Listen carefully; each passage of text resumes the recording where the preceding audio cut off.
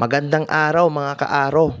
Ngayong araw pala, mag-iihaw tayo ng pork chop at liempo para sa tanghalian. Umaga pa lang mga kaaro, namalingke na tayo. Una ko palang gagawin dito mga kaaro, imamarinate muna natin ang ating karne. Simpleng timplahan lang to mga kaaro. Una muna natin gagawin, lalagyan muna natin ng kalamansi. Hindi na pala ako bumili ng kalamansi mga kaaro. Pinitas ko lang yan sa aming tanim. Tapos, mekos-mekos mo na lang yan mga kaaro.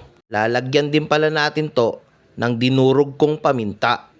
Kung mapapansin nyo nga mga kaaro, wala namang espesyal sa aking luto. Basta pinagsama-sama ko na lang yan.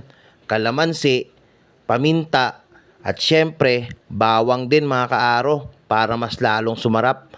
Basta lagi kong sinasabi, mas maraming ingredients, mas masarap. Tapos lalagyan pa natin ng pinakamasarap na magic sarap. Lalagyan din natin to araw ng ating special na oyster sauce na kinuha pa natin sa ilog. At para lalong sumarap mga kaaro, lalagyan din natin ng banana ketchup para manamis-namis. After nga nating ilagay lahat ng ingredients, imekos-mekos na natin yan mga kaaro para lalong maabsorb ng karne natin ang lasa ng ating timpla. Habang hinahalo ko nga ito mga idol, may nalimutan akong kulang. Nakalimutan ko palang ilagay ang aking asawa. Toyo pala. Lagi kasing may toyo ang aking asawa eh. Ibababad lang natin ito idol kahit mga 30 minutes. Nagpadingas na rin pala ako dito ng uling. Dito pala ako mag-iihaw sa tabi ng ilog. Hahaha, wala namang iba eh, kasi tabi lang naman kami ng ilog. Nilagay na pala natin ang ating karne sa ihawan mga idol. Paypay dito, baliktad doon, para balanse lang ang luto. Malamang mapapasarap na naman ang ating mga kasama sa bahay sa niluto natin.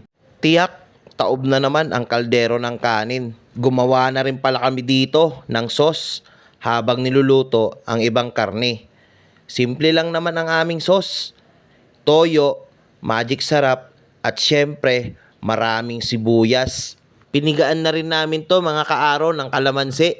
Nasa inyo na yan mga kaaro kung paano ang timpla nyo ng sauce. Basta sa akin kasi idol, mas maraming sibuyas at kalamansi, okay na yan. Ayan mga kaaro, luto na ang ating liempo at pork chop. Kakain na tayo. Syempre, bago tayo kumain, magdasal muna tayo. Pagpasalamat ang mga biyayang natatanggap natin. Tara mga kaaro, kain na tayo. Nagpapasalamat pala ako sa mga sumusuporta sa akin. Maraming salamat mga kaaro.